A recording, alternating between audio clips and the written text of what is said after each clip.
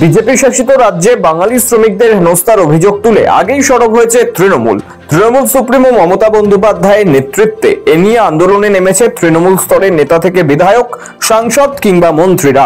রাজনৈতিক মহলে উঠেছে ঝড়। আসন্ন বিধানসভা নির্বাচনে এই ইস্যু যে বড় ছাপ রাখতে চলেছে তা কার্যত স্পষ্ট। বাংলার পরিযায়ী শ্রমিকরা ভিন রাজ্য থেকে ফিরে এলে তাদের পাশে দাঁড়ানোর কথা বলছে সরকার। চালু হচ্ছে শ্রমশ্রী। এসবের মাঝেই এবার পরিযায়ী শ্রমিকদের নিয়ে কেন্দ্রীয় সরকারকে রিপোর্ট পাঠালেন রাজ্যপাল সিভি আনন্দ বোস। আসলে মুখ্যমন্ত্রী মমতা বন্দ্যোপাধ্যায় যখন ভিন রাজ্যে পরিযায়ী শ্রমিকদের উপর অত্যাচার নিয়ে সরব, তাদের ফিরে আসার কথা বলছেন, তখন কেন এখানকার মানুষ পরিযায়ী শ্রমিক হিসাবে বাইরের রাজ্যে কাজে যাচ্ছেন তা নিয়ে মুখ খুললেন রাজ্যপাল সিভি আনন্দ বোস। এ রাজ্যের কাজ না থাকা এবং কম মজুরি, কোনো সামাজিক সুরক্ষা না থাকার কথা জানিয়ে কেন্দ্রীয় সরকার, প্রধানমন্ত্রী এবং রাষ্ট্রপতিকে চিঠি দিয়েছেন রাজ্যপাল বোস। সূত্রের খবর, রাজ্যপাল 7টি সুপারিশ করেছেন। প্রায় 8 পাতার সুপারিশ। বাংলার গ্রামাঞ্চলে কাজের অভাব এবং মজুরি কম। একই সঙ্গে উল্লেখ করছেন, এখানের পরিসংখ্যান অনুযায়ী 21 লাখের বেশি পরিযায়ী শ্রমিক বাইরে রয়েছে।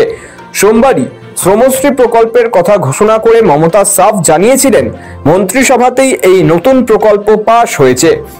বাংলার কোনো পরিযায়ী শ্রমিক ভিন রাজ্য ছেড়ে বাংলায় এসে থাকতে চাইলে তাদের আর্থিক সাহায্য করবে সরকার। এককালীন দেওয়া হবে 5,000 টাকা, পরে মাসে মাসে 5,000 দেওয়া হবে। স্বাস্থ্যসাথী সহ অন্যান্য সুযোগ মিলবে। যে বাংলায় যে সকল পরিযায়ী শ্রমিক বাংলার বাইরে কাজ করছে তাদের বাড়ি ফিরিয়ে এনে এবং তারা যদি নিজেরাও চলে আসে, যারা আসতে পারবে, যারা আসতে চায়, তাদের পুনর্বাসনের জন্য আমরা একটা পরিকল্পনা গঠন করেছি। এই পরিকল্পনাটার আমরা নাম দিয়েছি শ্রমশ্রী। নতুন পরিকল্পনা। যারা ফিরে আসবেন এককালীন ভ্রমণ সহায়তা সহ আমরা 5,000 টাকা দেব। তাকে খাদ্যসাথী কার্ড বাড়িয়ে দেবো। এটা ডিএমদের বলা হয়েছে, বিডিওদেরও সমস্ত সিএস নিজে দায়িত্ব নিয়ে মনিটরিং করবে। এটা হাতে সঙ্গে সঙ্গে খাদ্যসাথী কার্ড, স্বাস্থ্যসাথী তার পরিবারের জন্য কার্ড।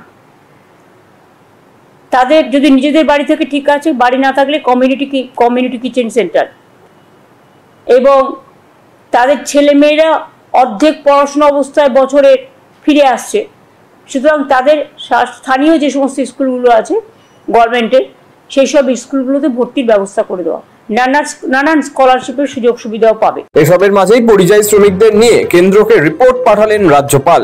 এ রাজ্যে কাজ না থাকা এবং কম মজুরি, কোনো সামাজিক সুরক্ষা না থাকার কথা জানিয়ে কেন্দ্রীয় সরকার, প্রধানমন্ত্রী এবং রাষ্ট্রপতিকে চিঠি বোসের। ব্যুরো রিপোর্ট, সময়, কলকাতা।